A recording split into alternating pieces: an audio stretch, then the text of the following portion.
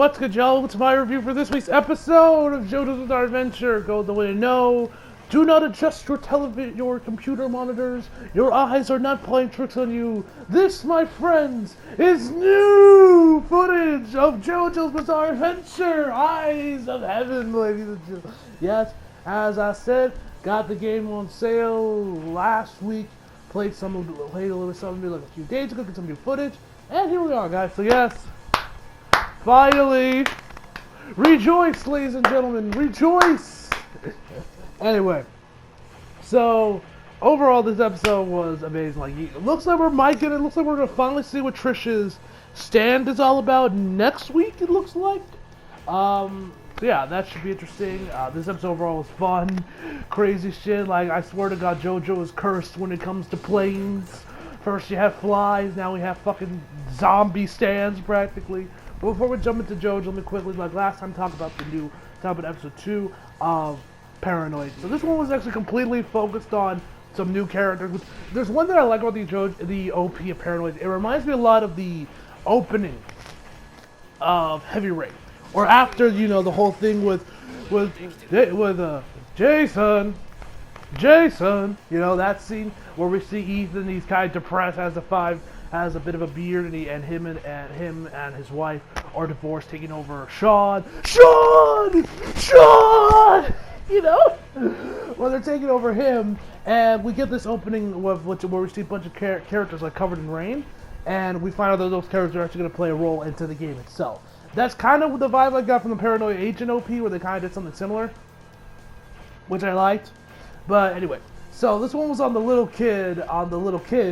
This kid thinks he's hot shit. The Logan Paul of his class, you know, popular. The girls get wet at the sight of him, coming out on fucking golden rollerblades, tipping his hat a little bit, and the ding smile, you know. But of course that goes to shit because people think he's a little slugger. And, you know, it's crazy. Like I love the way Satoshi Kon would have parts of the episode with him kind of have the characters and where they're at kind of get distorted, showing up his like distorted and warped view of reality. Whereas Sandy started losing because he's like, oh my god, people don't think I'm popular and everything. And it's like his psyche is starting to kill it. It's destroying itself, you know.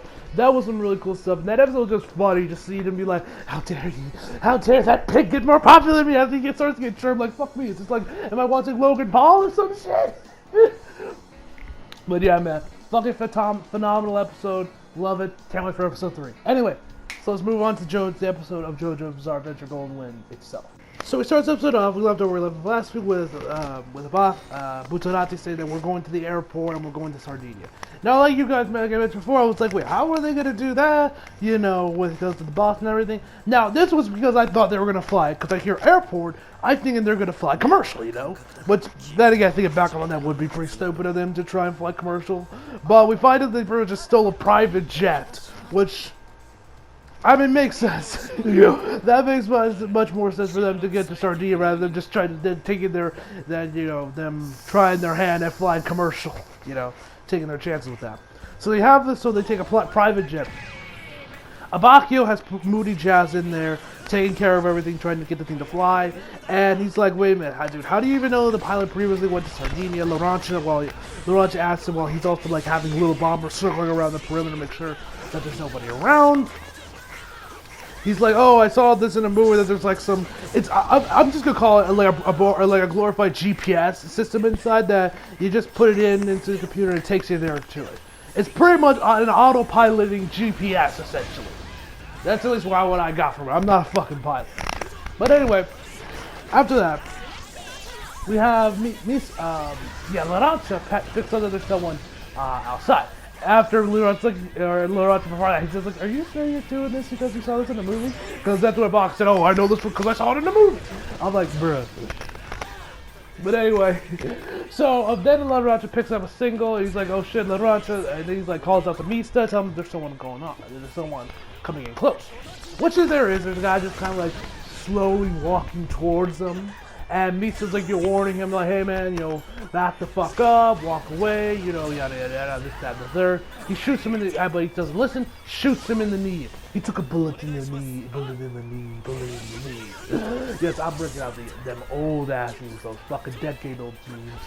But fires and pops a cap in his knee, and and the dude he tells him like, yo, hey man, listen. And man, like, I'm just gonna assume that your ears were clogged. So unclog those motherfuckers and listen up. You leave or you die, But he ends up just calling upon his dad, and Misa pops his ass full of lead. So he drops dead. Everyone thinks, oh shit, he's dead. Giorno checks up on him, see if he's actually dead, finds out he's dead, and they go into the plane. Giorno's still a little paranoid, thinking like that was a little too easy. But, whatever. So then we get back to Trish and Bucciarati. Hold on, excuse me, let me get some water real quick. Anyway, so Trish, so as they're flying, Trish is looking out the window, thinking like, that I wonder if my father or your boss thought about me going to Sardinia to figure out who he is. And Bucciarati tells him, it's our former boss, and that they're pretty just done with their bullshit. And his theory is that when he met his mother at Sardinia, he wasn't a mafioso in hiding, rather he was probably just an ordinary guy, just shooting the shit with a girl he liked, But then shit happened, and he left without Trish. So then he asks Trish like if there's anything she knows about him, maybe something that could help us in Sardinia that we might know about, and she brings up this resort. I'm not going to try and pronounce the name, I don't even really remember it, so yeah. So they go over there to the resort, and once they get so that there's this resort, that's where they met. And he's like, okay, that's the resort, but that's gonna be like our first major lead on this thing. So then after that, Giorno hears something in like this little like cube cupboard or whatever right in front of him. So Giorno's telling him to get out his gun. Well, Misa's like, dude, are you talking the engine? I mean, come on, like, you sure didn't you say there was nothing on this damn plane? You sure you're just not loose in the noodles? I love that line, loose in the noodles. Man, I love Misa, man. Misa's so much fun. He's a great guy. Anyway, so Misa pulls out his gun. He opens the compartment or the cabinet or whatever, and it's revealed to be just a freezer with some ice cubes, and then below it are 3 human fingers. But Chicken's like, what the hell? What did you have time for? Did you put on those chicken wings in there? Because that's what Misa thinks they are. And Jordan's like, forgive me, Misa. Because my nerves got the best of me. And then he's like, and then Misa finds out those are human fingers. He's like, what the fuck is going on? Then it multiplies to 4 chicken wings. Or multiplies to 4. To 4 human fingers. Excuse me, 4 human fingers. And and now Misa and Jordan are kind of losing it a little bit. Like, what the fuck is this? What's going on here? This, that, and the third. This gets the attention of Bucciarati, and he goes to check up, and he's like, you sure you saw there was no jetting on this plane? He's like, yeah, man, let's see there. And plants are able to grow out of it, which means that they are indeed dead. So, and it feels like if they were alive or even if inanimate, the plants would not be able to grow through them. Yeah. So this is when they know, something goes like, he's like, okay, well, we gotta get rid of these. We can't keep them on the plane. And Laurenti's like, wait, you can get them on the plane? But we're up in the air, man. We'll get sucked up like turds going down the shitter or some shit. It was something along those lines that Laurenti said. And so actually, Bucciarati did a good plan. So instead, he opened like the zipper on where the freezer is. And it was only open a little bit. It just kind of sucked out. We didn't actually see it go through the hole or anything. It just kind of goes from that, and it cuts away to like where we just see the zipper. And everyone's just like, oh, well, that was it? Okay. It was kind of a bit anticlimactic to me.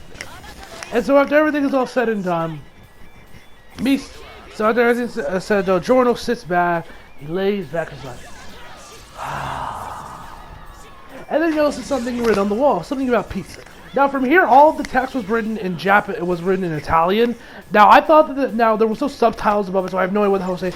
I actually went back and looked at the Japanese version of this episode to see if they had the subtitles there, because sometimes I've noticed Toonami takes out the subtitles for when they ever have those big things with the FXs on the screen, where they usually have the translation above, which they cut it out usually on Toonami.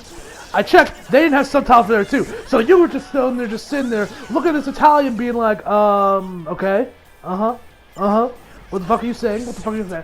But it ends up where we find out this guy's name, Notorious Chase. And which actually the original Stan's name, because this was actually the title of the episode, was actually called the Notorious B.I.G. So my man Rocky is into that rap game. Alright. Respect, Rocky, respect. So I gotta give my man Rocky major props for dabbling in the rap game a little bit. Or if you listen to some Kendrick Lamar or some Tupac.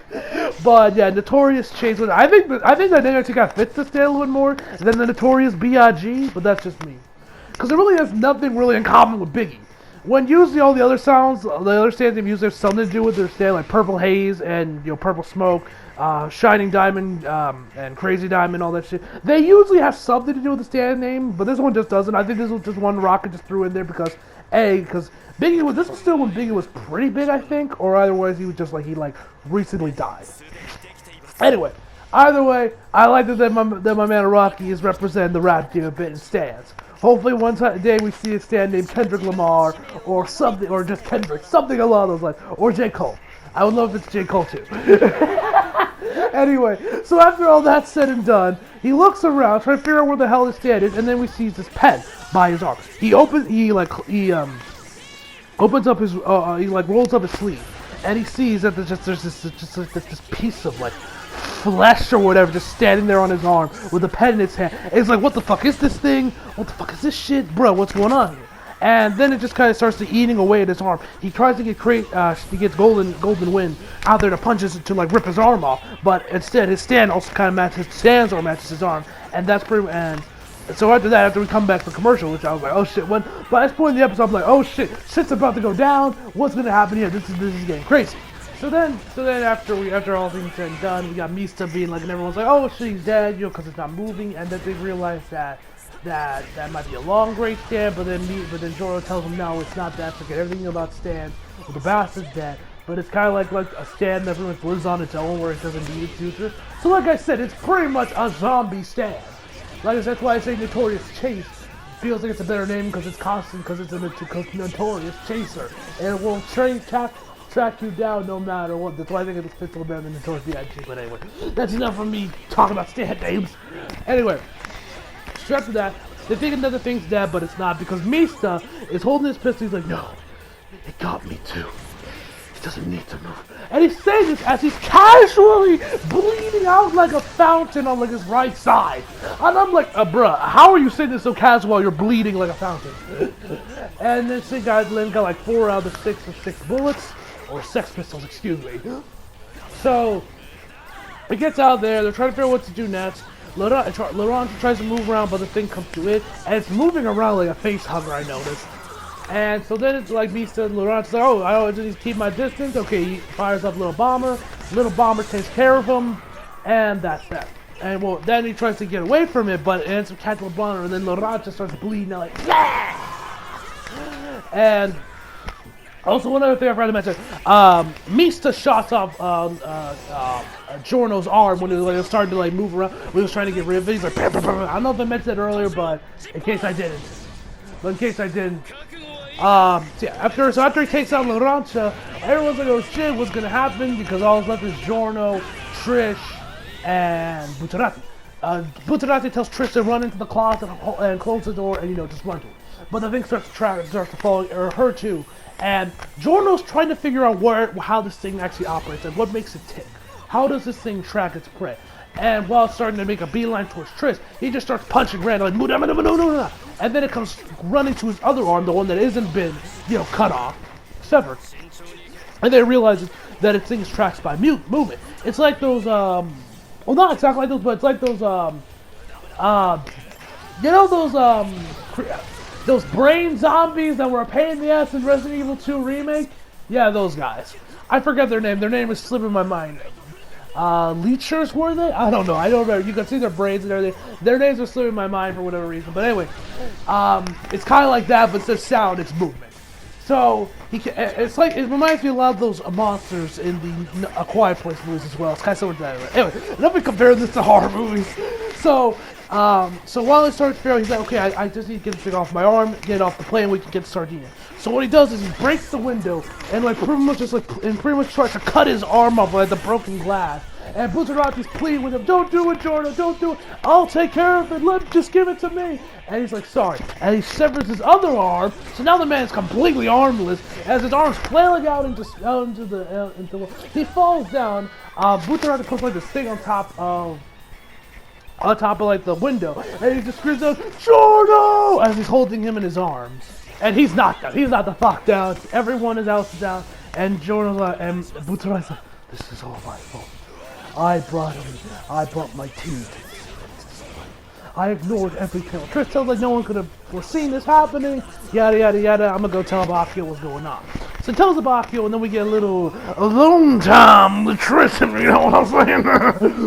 but anyway. So she tells that she's just here for her own gain, trying to learn more about fathers, and that all this, she kind of blames herself for what's going on because of all the bloodshed that's been happening, because she also wants to know about her father, and and this all shit's been going down. So after we get that, we also see that Butterati put Giorno, Laurancia, and Mista all inside the turtle, so they're just chilling, resting over there. Butterati told Trish to also get some rest. That's when we got the whole thing with her. And now back. So she's just kind of sitting there looking outside the window. There was a night from when Giorno happened, where it kind of just like stuck onto like the chair that's right in front of her. And in the reflection, she knows like this ball on like the wing of the plane. She's like, "What the hell is that about?" And then we see the motherfucker, that zombie stand, Notorious Chase, is back on the plane trying to find a way in. He goes through the little opening where the cracked window was, and from there it gets back in there and it starts to go after Trish. And Trish is like, "Okay, I gotta get out here. I gotta find a way back inside." So she decides that to do that, she's gonna go back into the dresser or whatever, the closet, get inside there, and hopefully she'll be fine there. She tries to slowly get away, but she kind of just moved a little too fast at one point, and it kind of triggered it, and it comes right towards her. He's like, "What the?" She could track that too.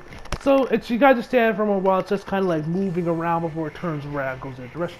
Trish is wondering what the hell's going on. Why is that? Why is it doing that? And he ends up deciding, she finds out, she finds out that actually the brooch, one of Giorno's little like ladybug things, the brooch is pulsating with life, and you slowly start to see fingers coming out of it. So obviously Giorno took the precautions to give himself a new hand. So that happens. And it's going over there, while Trish is trying to figure out what's going on, what's going to happen with her, and how she's going to get out of here. And that's pretty much where the episode ends. So, I would expect that maybe next week we might see her stand finally. I'm not sure. But either way, it's definitely going to continue the suspense next week. I'm really looking forward to that. And yeah, man, overall, I'm going to give this episode a 9 out of 10, guys. And also, guys, for the thing, I was literally, while I was recording this, in between like the little recordings I do, I looked up on my Instagram real quick.